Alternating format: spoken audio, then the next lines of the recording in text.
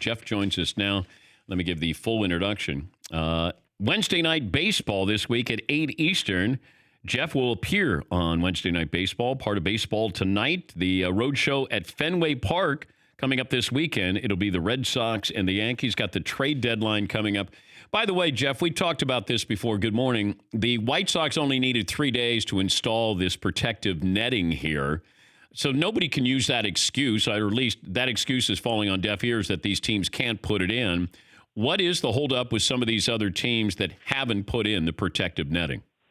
There's no good excuse, Dan, at all. There's no good excuse. There's no good reason. There's no good rationale. There's no good logic. There is nothing that is preventing these teams from doing that. And it is shameful that Major League Baseball has not stepped in and said, this is something that's important to us and we're mandating it. And the fact that injuries keep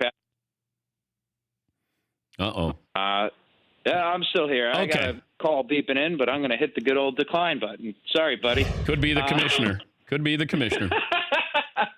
No, he knows. Listen, he knows how I feel about this, and I've said it to him multiple times. And I think it's wrong. I just think it is a moral failure on baseball's part to not prioritize this and make it important. If nothing else, Dan, just to say to fans, we care. Yeah. We hear you. Well, the White Sox, Nationals, Pirates, Royals, Orioles, Dodgers, Rangers have done this. Nothing yet from the other 23 teams. A couple of things. You got the trade deadline. Only one deadline this year. Biggest name who will be moved is who? Oh, boy. I don't want to say that Mike Minor is definitely going to be the biggest. I just think he's the biggest who's guaranteed to be moved at this point. And when you're saying Mike Minor is the biggest name that might move, that shows you this has the capacity to be a very boring trade deadline. Oh, okay. Well, Madison Bumgarner, he was there for the taking, it felt like, and then now the Giants are playing well. You don't think he's I would have said Madison Bumgarner unequivocally 2 weeks ago. Then the Giants decided to become the best team in baseball. And it's stunning to see their turnaround, considering just how bad they were for the first 3 months of the season. I mean, they were a bad team. They were on the list of clear, obvious, guaranteed sellers. And Farhan Zaidi, in his first year on the job, has done a really good job of taking this team on the fly and turning it into something. And he spent, his entire career has been with the Oakland A's. And with Andrew Friedman's Dodgers, two teams that have shown a great facility to do that, to find assets that have been either undervalued, underappreciated, in many cases unwanted, and turn them into tangible major league players. And that's what they've done right now. I mean, what Mike Yastrzemski's doing is incredible. And Mike Yastrzemski's been really an organizational player for the majority of his career, and now he's hitting in the middle of the lineup and going oppo with walk-offs. Like it's just a sign that the Giants are not to be taken lightly, and yet they don't want to get wrapped up in this idea that just because they're winning now, just because the National League is as wide open as it is, that they shouldn't consider selling, because they are. They have a lot of desirable guys, whether it's Bumgarner or Will Smith, Tony Watson, Sam Dyson, who could help contending teams. They just have trouble looking at themselves right now and saying, we're not one of those contending teams. Talking to Jeff Passan, ESPN Baseball Insider. What was your biggest takeaway from the Hall of Fame weekend? Brandy Halliday's speech was incredible. Like I don't know if courage is the right word. Fortitude's probably better. And the fortitude to get up there after the greatest tragedy anyone can possibly imagine and speak so eloquently and really encapsulate and embody what her husband was. I mean, let's remember Roy Halladay's career. This is a guy who was a first-round pick, and when he got to the major leagues, he absolutely lost it. Absolutely lost it and had to go all the way back down to A-ball to figure out who he was and what he was going to be. And, everybody at some point in their life reaches that precipice, and they have to say to themselves, I'm going to make it over, and I'm going to be a better person because of it, or I'm going to fold. And Roy Halladay's ability, his mental fortitude was always the greatest strength that he had, even more than the ability to throw a baseball 60 feet and 6 inches over a plate. And it served him well. And, I saw some Twitter trolls out there saying the only reason Roy Halladay is in the Hall of Fame is because he died. No, Roy Halladay was going to be a Hall of Famer, whether he was not with us or was. And to see Brandy Halladay take that moment and really imbue it with everything that he meant to people was special. I asked this question yesterday. Would you rather have Greg Maddox's career or Mariano Rivera's career? Oh, man, that's a great question. Thank you, Jeff.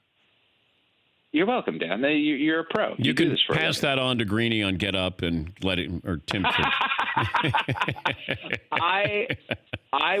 Here's the thing. I love everything that Mariano Rivera did. His postseason numbers are incredible. Here comes the butt. Here comes the butt. Yeah.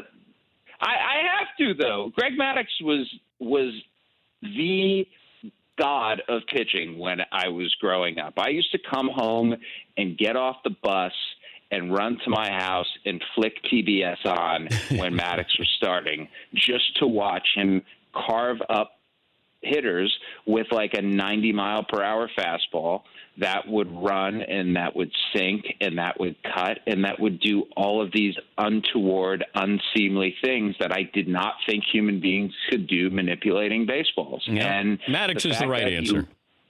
The fact that he lived at 90 and was good as he was, the fact that he had the back-to-back 1.54 and 1.63 ERA seasons when hitting, I'm not going to say was at its peak, but was really good.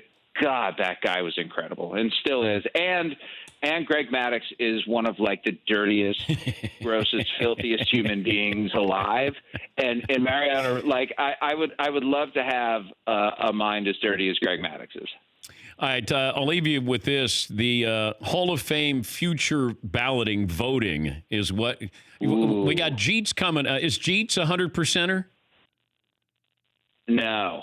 I think there's going to be somebody out there who is anti-Jeets just to be anti-Jeets. Okay. I mean, he should be. Here's the thing. My view on the Hall of Fame is it's binary. Either it's a yes or it's a no. And there are some guys out there. I think if you're in, you should be in 100%. But, yeah, that's not the case. The interesting part, though, Dan, is if you look at next year, Derek Jeter's the only clear guy who's in. If you look at the year after, there is nobody who's going to be a first time on the ballot who's going to get in. I wonder if that paves the way for Curt Schilling, for Larry Walker this year, and most important, for Barry Bonds and Roger Clemens. Well, do you think that they get in 2 years? I think they should. I think there's probably, though, a large enough resistance block to them. I mean, all you need is one out of every 4 voters plus one, and neither of them gets in. And I think the way that the electorate is currently constituted, they're going to have a difficult time getting in, and they're going to end up, in the mid to high 60s. Larry Walker's last year on the ballot, if he had 2 more years, if he was there with Schilling, Larry Walker might get in. And I hope Schilling gets in. Me too. I don't agree with his politics, but I agree with the consensus that when you won a game in a big game, you want Schilling on the mound. And I put the other stuff to the side. Curt Schilling, Dan, is a Hall of Fame pitcher. Simple as that. And when I vote, I do not vote anymore. I gave up my ballot because I disagree with the Hall of Fame's politics and the way that they've handled performance-enhancing drugs. I just think that they've hidden behind their actual feelings, and I wish that they would come out as a museum and say this is how we feel about it. Even if it is hypocritical, I'd like to know. But I always voted for Curt Schilling because I think Curt Schilling's performance on the field, which to me is what the Hall of Fame is supposed to be there to promote. Why is he not in the Hall of Fame? Finish that sentence. Curt Schilling's not in the Hall of Fame because? People think he's a turd. Yeah. But that's politics. It is politics, and it's wrong. But that's the reality, Dan. Okay. I wish that were not the case, and I hope that people come to their senses and see that this is a guy who did historically good things in both the regular season and the postseason, was a part of championship ball clubs, pitched in big games, was at the forefront of the strikeout revolution. Like he was a guy who absolutely, on the merits of what he did on the baseball field, deserves to be in. Jeff, have fun at Fenway coming up. Baseball tonight, the road show at Fenway this Sunday at 8 Eastern, Red Sox and the Yankees. Always great to talk to you, Jeff. Pleasure's always mine, Dan. Take care, buddy. That's Jeff Passan from the Mothership. For more Dan Patrick Show, tune into Audience Channel 239 on DirecTV. Stream for free on BR Live or download the Dan Patrick Show app.